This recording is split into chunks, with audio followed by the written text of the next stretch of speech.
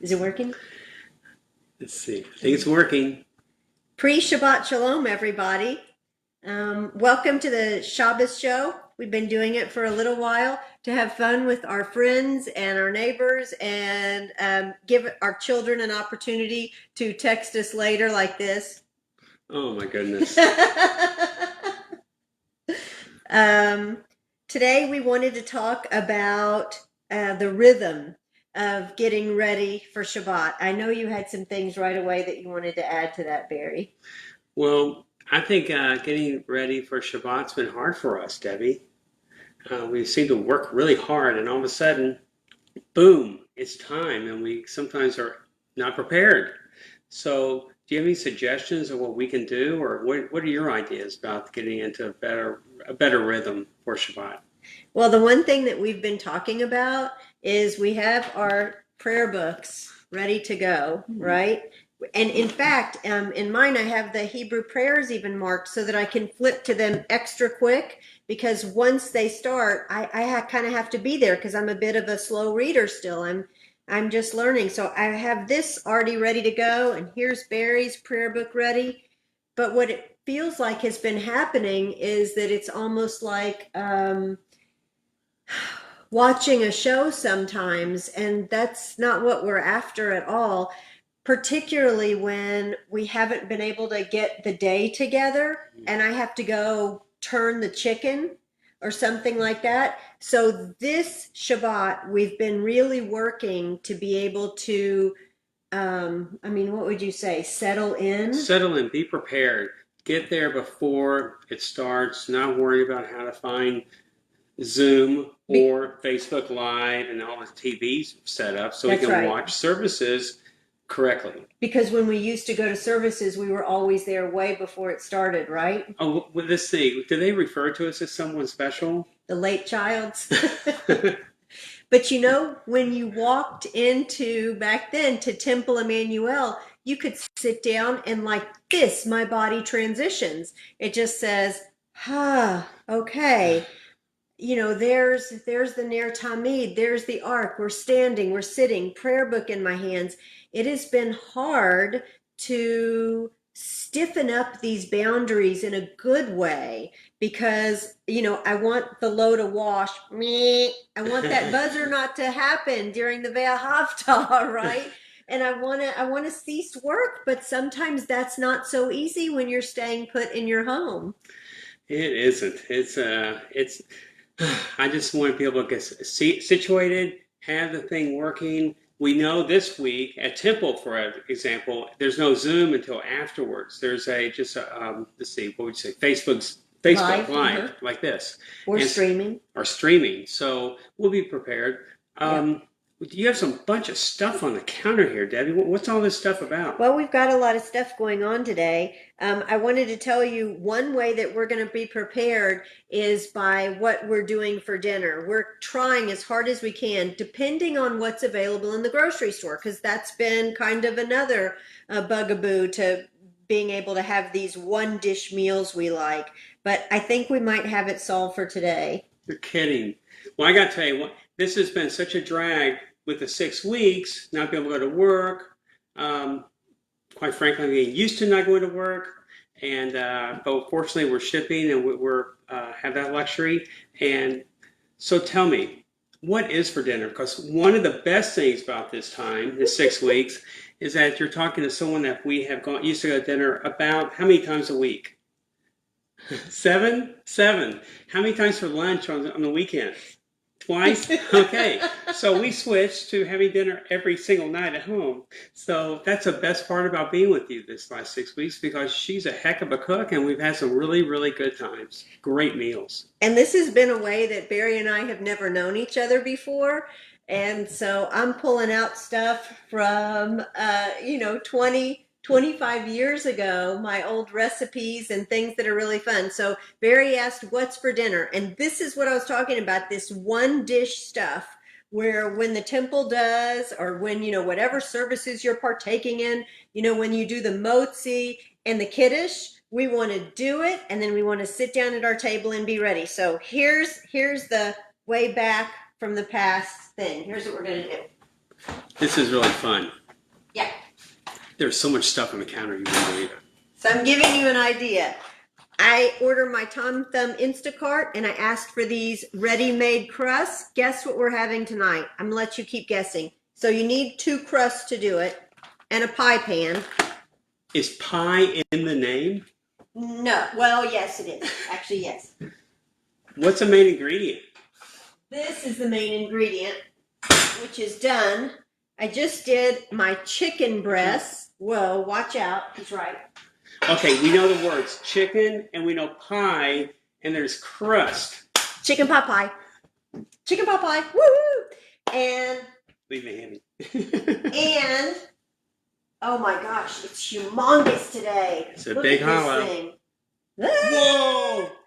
So rising right after we finish our talk, then we'll bake the challah, and then the pot pie will have its vegetables in it, and so it's going to be that one dish thing. But when we put it on and services start, the idea is there's no more buzzer going off on the washing machine.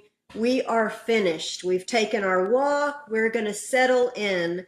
And, you know, you would think that for a yoga teacher, settling in would be easy to do. But I have to tell you, in my own house, it's so much harder than I would have anticipated. And I have a studio down the hall, and I meditate in it, and I teach meditation in it, and I've been teaching online yoga classes. But settling in my own living room at 6:15 on the dot with technology doing its thing and dinner going, and even more than that, my soul being ready to stop has been hard, even though we love Shabbat a little bit. I think we like Shabbat a lot. And wait, before I keep going, talk about these things. So we pulled out some stuff because we always like to share whatever is kind of going on and is fun.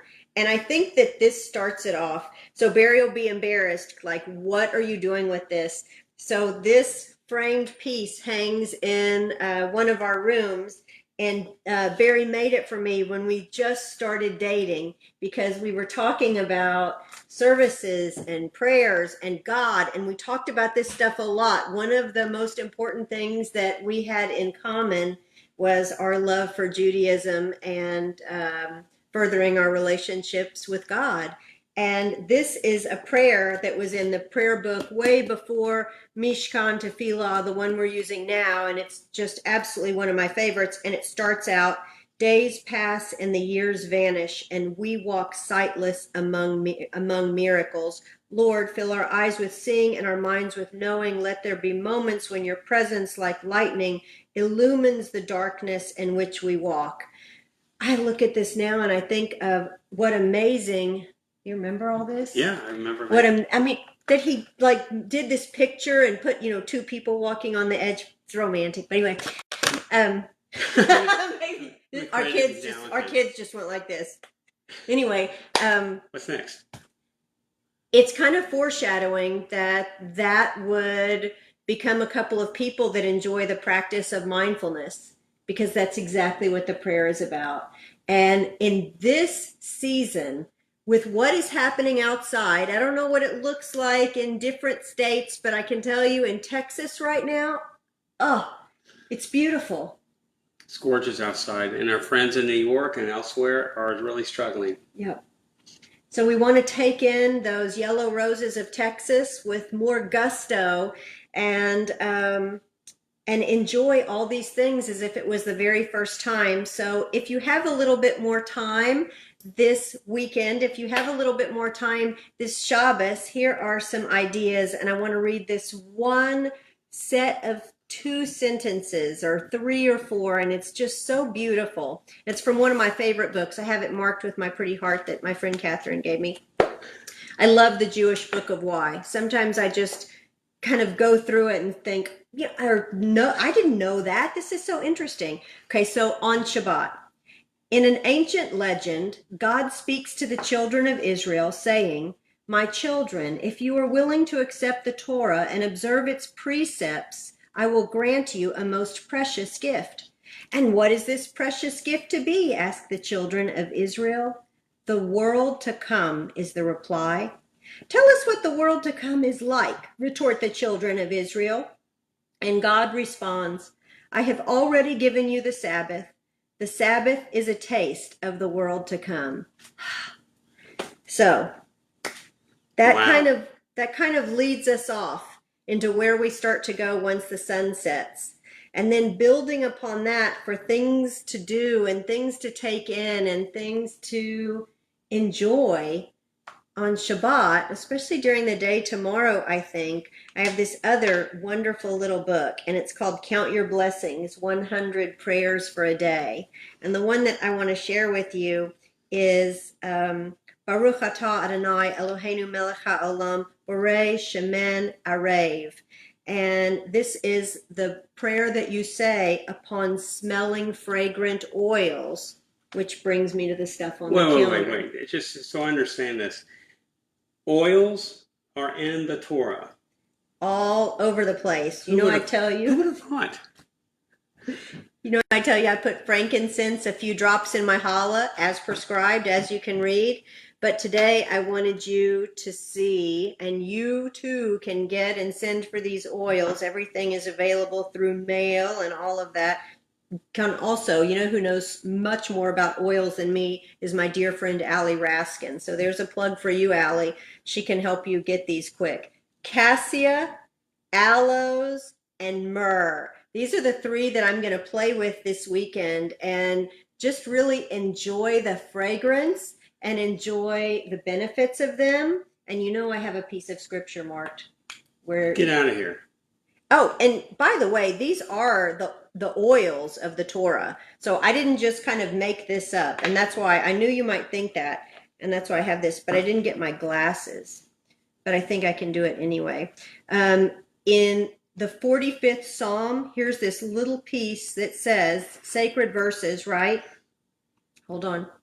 You love righteousness and hate wickedness. Rightly has God, your God, chosen to anoint you with oil of gladness over all your peers. All your robes are fragrant with myrrh and aloes and cassia. It's those three. Who would have thought? So I wanted to give you a little idea of something that you could enjoy and play with. Hey, Debbie, I don't know if you know this, but this week is a double portion Torah portion. Really? Yeah, it's amazing. It's Akharei Kedushin. Because there's 54 portions and there's only 52 weeks, so there's only special holidays and all that kind of stuff. So it's a double portion. But in this portion, as it turns out, we discuss the importance of keeping the mitzvot of Shabbat. Can you imagine? No. And even more important than that, it refers to the quote from Rabbi Kiva, the famous Rabbi Kiva, one of my favorites. And it has to say, treat your fellow man as your fellow as yourself. All the rest of the Torah is just commentary. So, go ahead. I think we do pretty good together. You can imagine what our dates look like. A little something like this. They're pretty. Yep. We stayed up pretty late. So what else? Well, we're just getting ready. We're going to make a really good go at having services be participatory tonight and not be something that we're watching and we get up to turn the chicken and the dog barks. We're going to try really hard to arrive. And I always talk about this in yoga, to really arrive where you are. Mind, body, spirit, soul. We're going to do our best to not run in from our last walk and say, where's the clicker? We got to get going. You know, we're going to try to really make room for this because I think we're much better after watching services, after going to services, after being involved, taking Sabbath and treating our Shabbat as holy and treating it as is important as God and expected us to do. We're lucky. Across the street is Tiferet Israel, Rabbi Zell's synagogue, and so there's a time you have to stand up and face the ark, and we get to turn that way, and it's only a block away. I forgot that. We love that part. We just turn and face Tiferet this way. We see Rabbi Zell and his wife walking while we take our walks, so it's kind of fun. Mm-hmm. And another little tidbit that's just kind of interesting is this was the house that we live in now, that it so happens a couple or a few of the rabbis of Tiferet used to live in. This was that house. So we even kind of call it the rabbi's house. Anyway, Well, what Debbie, else? I've got nothing else. I sure do love being with you for these 6 weeks that we've been in quarantine. And I can't, once again, I couldn't imagine being in this quarantine with anybody else but you. Thank you. Thank you, honey.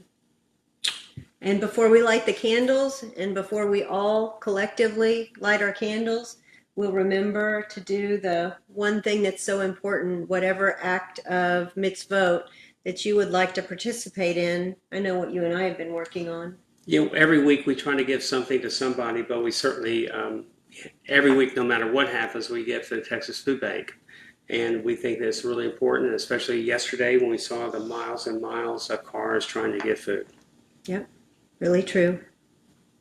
Friends, this is so fun. We love visiting with you. We love laughing with you.